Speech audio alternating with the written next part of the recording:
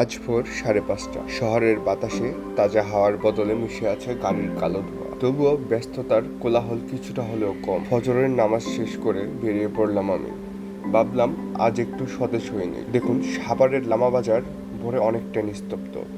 একটুখানি এগিয়ে গেলেই চোখে পড়ল শান্ত নদী। পাশেই একদম পিওর শাকসবজির হাট।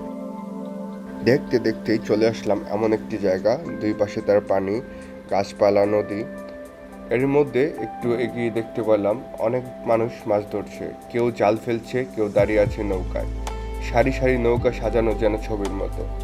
সূর্য মামা বারবার চেষ্টা করছিলেন উঁকি মারতে, কিন্তু কালো মেঘ আড়াল হয়ে যাচ্ছিলেন। শেষমেশ একটু ফাঁক দিয়ে উঁকি মেরে হেসে উঠলেন তিনি।